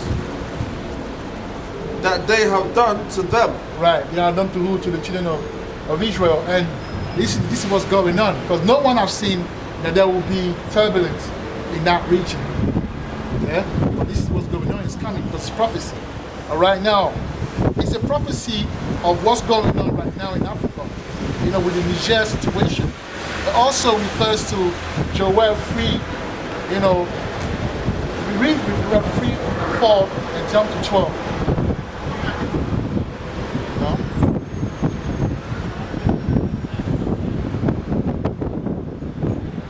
This is where we're going with it. You know? Carry on. Joel 3, read 4 and you jump to 12. This is Joel chapter 3, subheading, the nations will be judged. Verse 4, yea, and what have ye to do with me, O Tyre, right, carry on, and Zidon, and all the coast of Palestine? Right. Will ye render me a recompense? And if ye recompense me swiftly and speedily, right, I will return your recompense upon your own head. Right, verse 12. Verse 12. Let the heathen be weak. Let the heathen be wakened. Right. Let the heathen be what? Wakened. Right, carry on.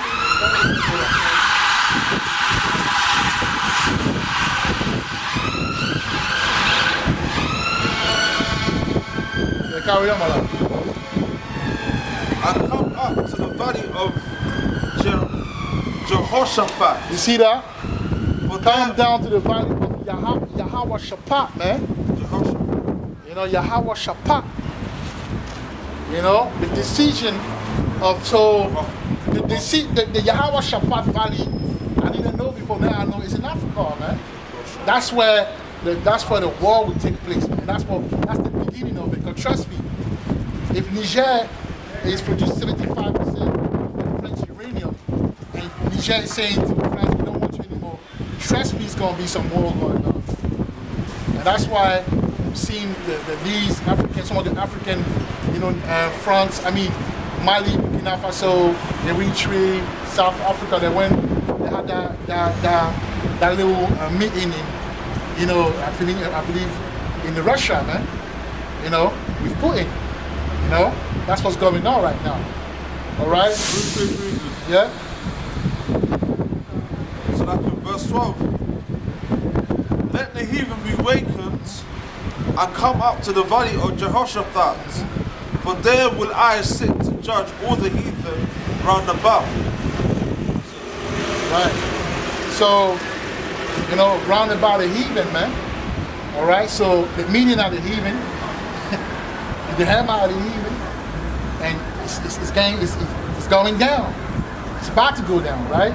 So, it goes, it also refers to Joel, you know, 3, 4, and verse 12. It goes into the third war, and right there is the fight, all right, between, all right, the Edomite and Russia, right? And Russia is Japheth.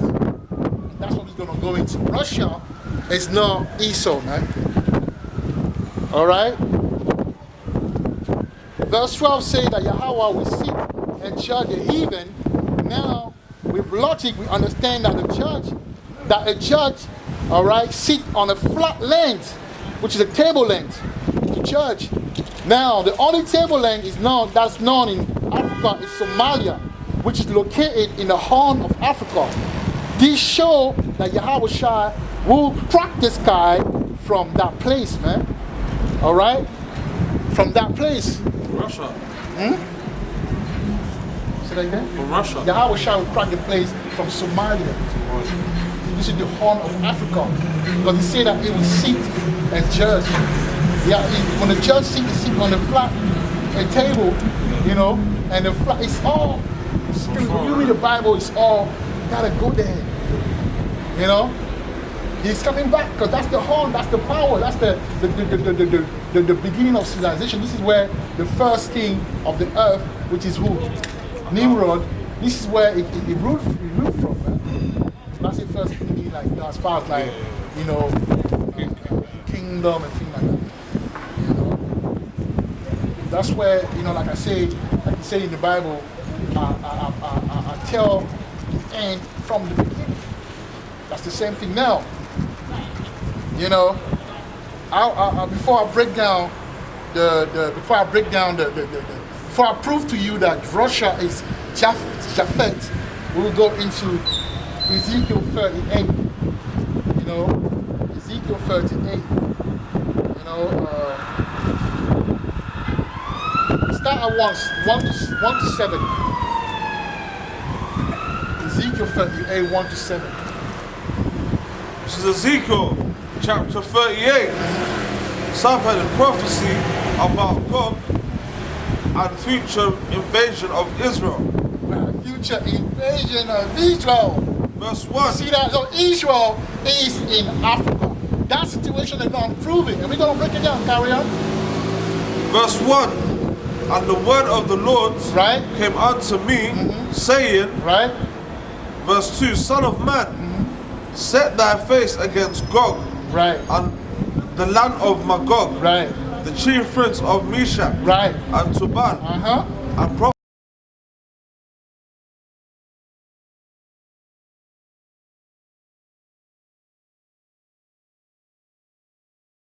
prophesy against him. Verse 3, and say, Thus saith the Lord, Yahweh, behold, I am against thee, O Gog. I am against thee, O Gog, the chief prince of Meshach and Tubal. Verse 4, I will turn thee back and put hooks into thy jaws, and I will bring thee forth, and all thine army, horses and horsemen, all of them clothed with all sorts of armor, even a great company with bucklers and shields, all of them handling swords. That's the missile, the armory, the weaponry prowess of Russia, man. Alright, carry on. Verse 5, Persia, Ethiopia. You see that Persia, which is Libya, alright?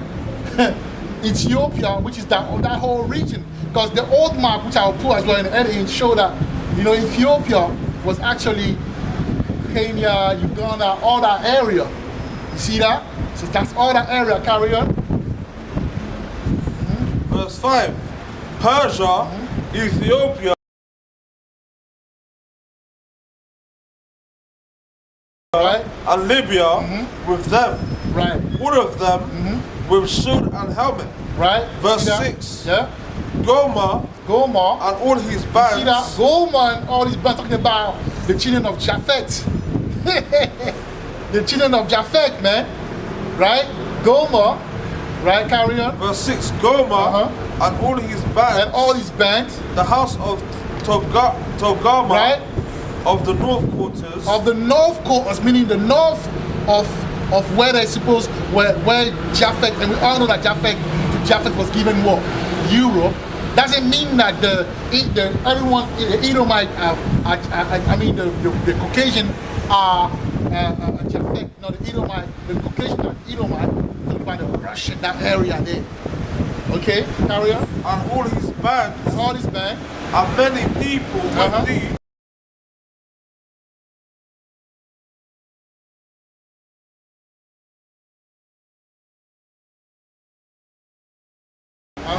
Verse 7. Right? Be thou prepared. Be thou prepared. And prepare for thyself. And prepare for thyself. Thou and all thy company. And all thy company. That are assembled unto thee. That are assembled to thee, yeah. And be thou. And be thou. A God unto A them. God unto them. God. So God means. What is Russia saying? We're not going to let the European bombard the Niger people. So there's a partnership between. How are they going to deal with Russia and then next move to China? How can they deal with everybody? How do they contain us? Imagine this tiny Eritrea is being contained by them. We're being punished with their sanctions every time. We have to be punished because we're not bowing. We are not bowing to their conditionality. Russia and the African nation, man. A partnership between the African nation, whether it be the Issacharite, whether it be, which is the Mali and Burkina Faso, whether it be the Midianite, which is Niger, you know, and the other nation, South Africa, which is the Canaanite. Prophecy as we speak, man. You see that? So, see, that's a prophecy that's going on right now in Africa. Not in the other place, like let's say that, where the Persia, Iran, no, nothing's happening there, bro. This is what's happening. The Russia having that situation, having to intervene in the Midianite situation, the Niger, and also the Issacharite, you know, Mali and Nafas. See that? Especially Niger. Now, go to, Finish, yeah? they're not done yet. I'm finished. We're reading it. Yeah, 7, I see. So Ethiopia goes back to Uganda, old map of Africa reference. Persia is Libya, Gomer is Russia. And Russia is in agreement, all right, with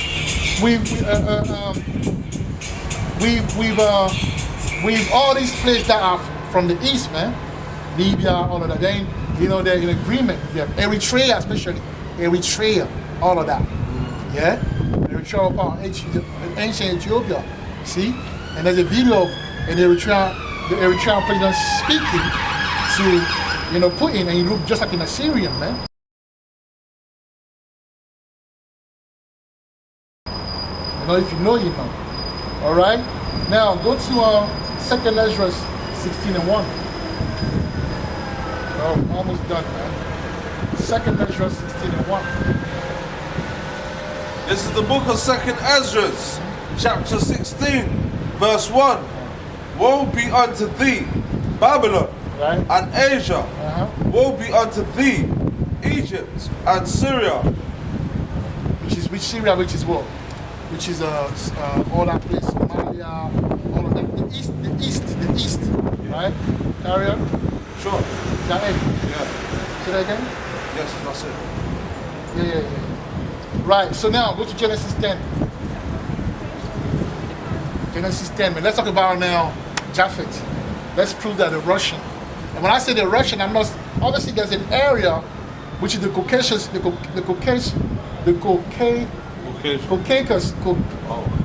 Caucasus Mountains, like a Caucasus Mountain, yeah? Which is like in you know, Georgia or whatever, that area, you know,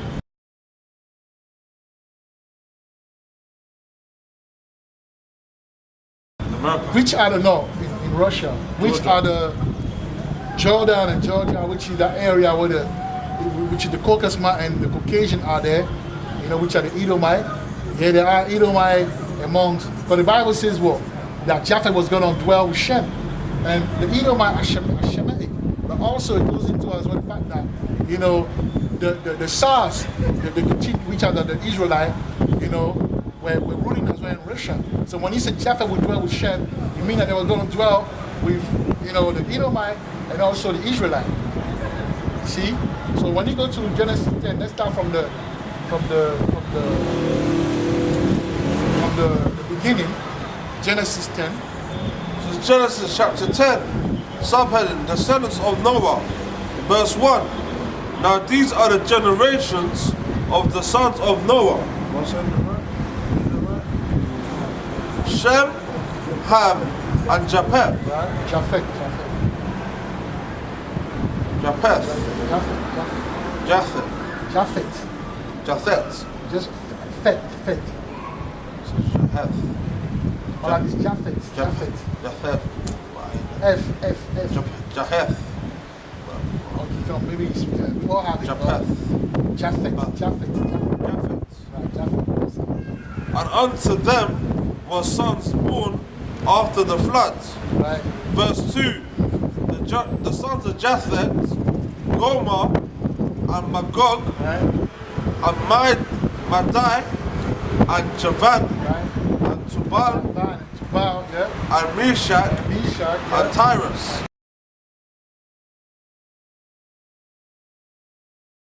Right? When you go into it, it's telling you that Japheth is open, it's large. It tells you that they went into the north, which is what? Russia. And even that land was called Tubal. And can you read Genesis 10 and 2, please? We'll go back to Genesis 10 and 2. I wanted to make a point. Because back in time, it was called, that land was called exactly how they defined them in Genesis 10. You know, so we know it's Russia. But we're not done yet. Carry on. This is Genesis 10, chapter 10, sorry. Subheaded, descendants of Noah. Verse 2. The sons of Japheth, Gomer, and Magog, and Madai, and Javan, and Tubal, You see, Tubal. and Meshach, and Tyrus. Yes, so Tubal, that place was known as Tubal, Leningrad, Russia, back in time.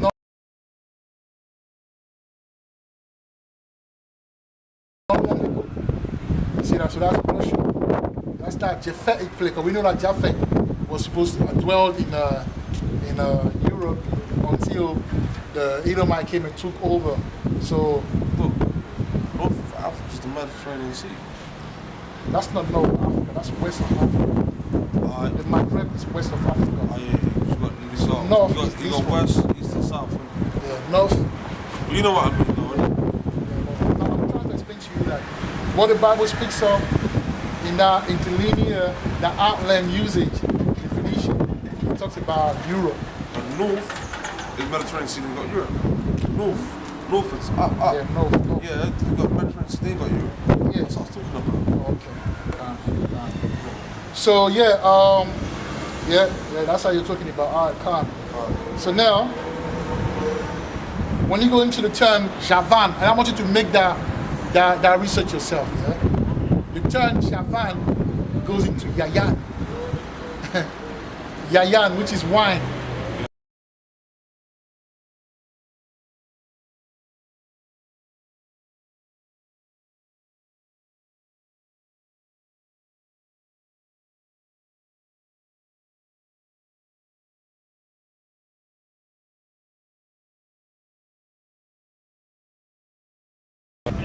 So that's Russia right there, man.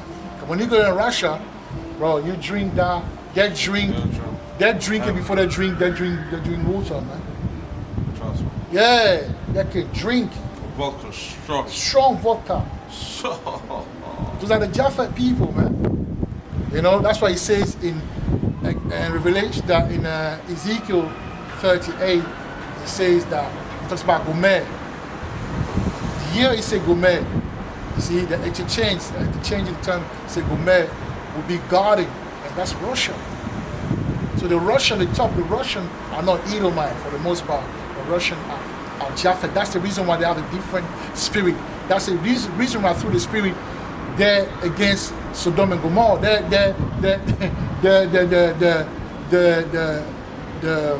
The government, you know, prohibited the Gomer, the Gomer, I mean the Sodom and Gomorrah activity over there. Yeah, they're prohibited. Why? Because they're not of the Edomite stock. They're Japhet. See? So they fit that prophecy. Right? So Japhet means north and a large. The biggest country is Europe. The biggest country in Europe is Russia. Man. All right. So now, when the brother from GMS say that Japhet people are the people from Hawaii and all of that, but the Hawaii people, they don't even dress. They have like those loins that they're wearing. No, that's a people of the ecosystem people. We will do a lesson on that as well. You know, Japhet and the children of Noah, they came off the ship with the law. They know the dress code, man. People that the nation that dress halfway, all these guys that you see in Australia, all of these people, they're the ecosystem people, man. That's why everywhere they go, they get conquered easily, they get taken down. We got conquered through slavery, yeah, it's true, but not in the same fashion, not in the same manner, man. But we're going to do a lesson on that. See? The Japhet people are civilized people, man. You know? Just like the Jakes. Go understand that. You know? And also, go to Revelation 13 and 1. I will put something as well for the Spirit. Go to Revelation 13 and 1.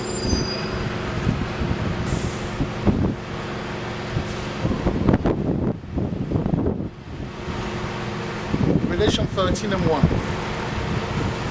This is the book of Revelations, chapter 13. The subheading, the beast from the sea. Right. Verse 1. And I stood upon the sand of the sea, and saw a beast rise up out of the sea, having 7 heads and 10 horns. 7 what? 7 heads. Alright?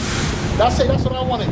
Now we all know that Russia is not part of the 7 head. Why is Russia not part of the 7 head when Russia is such a big country with all these nuclear might and things like that? Why? Why are they fighting?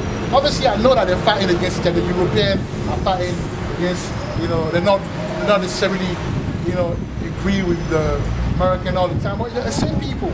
They have the same policies. You know, when Sodom and Gomorrah got legalized over there, you go legalized over here, things like that. But it haven't been legalized in Russia, though. And why aren't Russia part of the 7 heads? Because 7 heads, I believe you go minor Germany, major Germany, France, Great Britain. They're not the European. Yeah, Greece. Brexit. Is it Greece and Belgium. you know, France. Portugal or Spain or something like that, you know, and that's it. It's 7. I mean, you know. So why aren't Russia part of the 7 head? Because they're not Edomite, man. The vibration of Russia is not an Edomite vibration; it's a Japhetic vibration. That's why you see them in the prophecy with the alliance with, you know, the African nation. Okay, them guarding the African nation in Revelation. I mean, in Ezekiel 38 and 7. So that's that, man. For the Spirit, receive it. Okay. Now, I have a little word for the Ephraimite, man, because the Nigerian people, they want to go to war against the Midianite, against the Niger people, right? Because the Nigeria is the head of the ECOWAS, which is the group. They have a group. They have the West African membership. They have a coalition. But there are 14 countries in West Africa in that coalition, and the head of it is Nigeria. So Nigeria feel obligated to go to war to please his master. You know, the Nigerians love money. they want to make money, they want to prosper and that. So, you know, the Niger stance doesn't really, you know, it's not good for business. So I said, let's go and make war with them. But that's the spirit, man. Hold on. Because the most I got you in a trick back. What? Ephraimite, I would say. Niger's got backing from Russia, right? Niger got backing from Russia. But So Nigeria is going to war against Niger people. So if they're going to get, if Niger's going to go to war with Niger or Niger, they're going to go to Russia. Yeah, that's what I'm saying. They don't want that. They don't want that, but that's the Mosai though. All right, so go to Genesis 49. Yeah, because that's how Jacob trouble going to start, you know. Jacob trouble has already started, man. We in the beginning stage of Jacob trouble will start in the land. In the land. What verse? Genesis 49, you read 1, you jump to 22. This is Genesis chapter 49. Subheading, Israel's prophecy concerning his sons. Verse 1. And Jacob called unto his sons and said, gather yourselves together, that I may tell you that which ye shall before,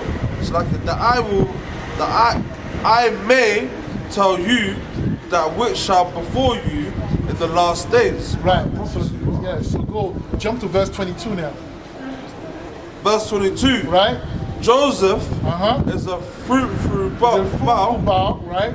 Even a fruitful bough by even a fruitful bough, yeah. By a well, right? Whose branches run over the wall. You see that with branches run over the wall. So that's why you see, you know, the Ephraimite everywhere in the world, in all activity, in all businesses, they're on top of everything, right? But that creates what? A spirit of pride, man. You know? Because they think they can make it without a Mosai. They don't care. They want to make money, be glorious. They're the first country in Africa that, you know, took on the CBDC. Okay, that took on the CBDC. That means they want to make money with the beast, man. So the Mosai go. Central bank. Central bank. Digital currency. I'm with it. Don't worry, you'll be fine, bro. It's easy what it is, man. That's what's going on in Babylon, bro. Our people are tired. You know, so the Most High will have mercy on brothers as long as they're willing to be, you know, be there, to come on time, to do the work till the end, bro. You know? For a brother like Mayan, he has to be there and read and do the work till the end. He doesn't need to be the best teacher. What it is to be you guys, when we build you up and become teacher, you become proud, man.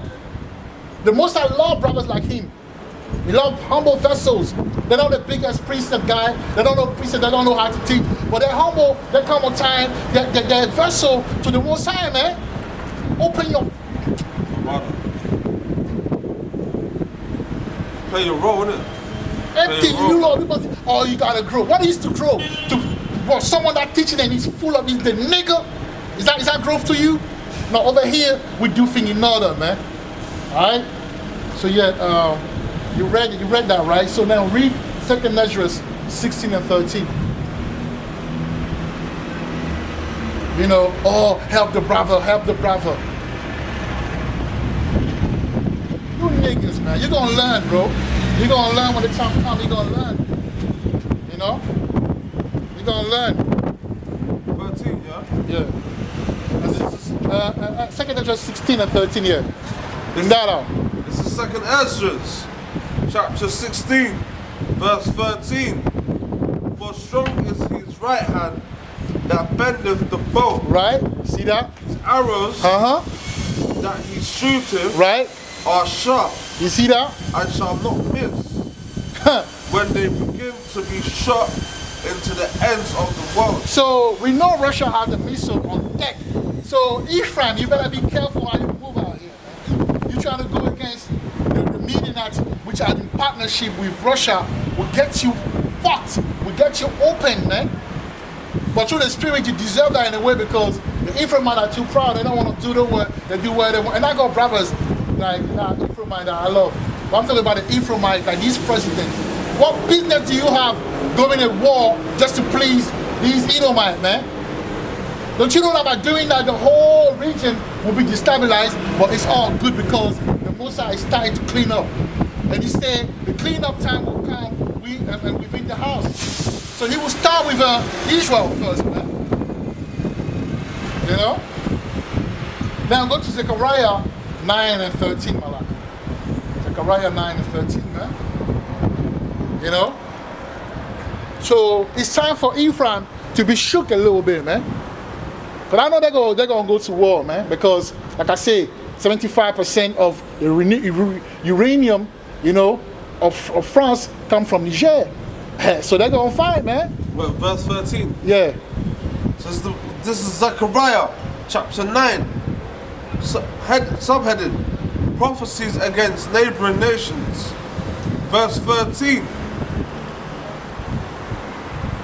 When I have bent Judah for me, filled the bow with Ephraim, and raised up thy sons, O Zion, against thy sons, O Greece, and made... Read it from the top, Shalakamana. Read it from the top again.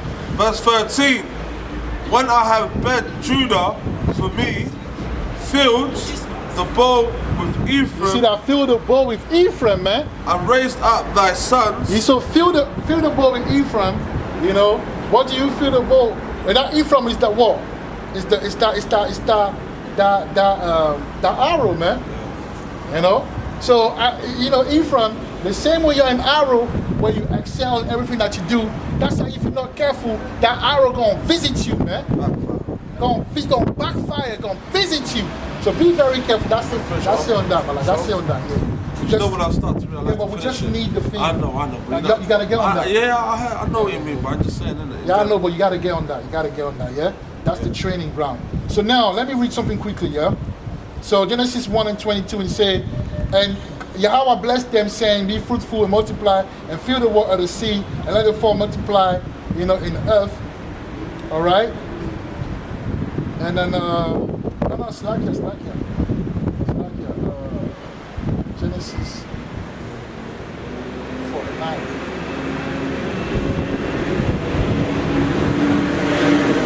But can you get Genesis 49 for me? And read verse 22. That'll be the last part. We're going to see Shalom, man. Hopefully you understood it. You know, I did my best, man. You know. This is Genesis chapter 29, subheaded Laban's treachery. Verse 22. And Laban gathered together all the men of the place. No, 49 is like Genesis 49. No, Genesis 49. Look back. No, you don't look back, man. I joke. It's me. I say, I'm supposed to say 49, I say 49. This is Genesis chapter 49, verse 22. Joseph is a fruit bough. Right? Even a fruit bough by a well. By a well, carry on. Whose branches run over the wall. Right, now. It's prosperity, right? Now, yeah.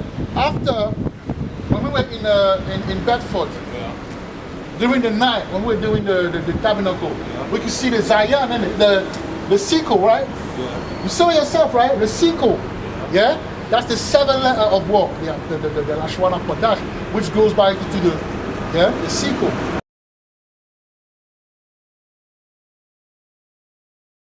The Zion, weapon, sickle, right? After the sickle, what do you see? The 8th letter of the Lashwana Kodash, which is the Halakwa,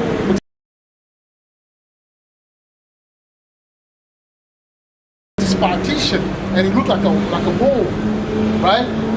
So he says more about the branches going over the wall, man. All right? So the sickle will cut off the branches that go over the wall, man. If you go to a house and you got branches going up all the way, you want to cut them to make it even. Yeah? Right. And sometimes they break into your wall as well and they destroy your wall, so you have to cut them before it happens. So, hey, the pride of Ephraim, man, might be cut off, but don't move that president is making, man. All right? To Noob, right? So hopefully you were edified. So remember this, the people that you see in Niger are the Midianites.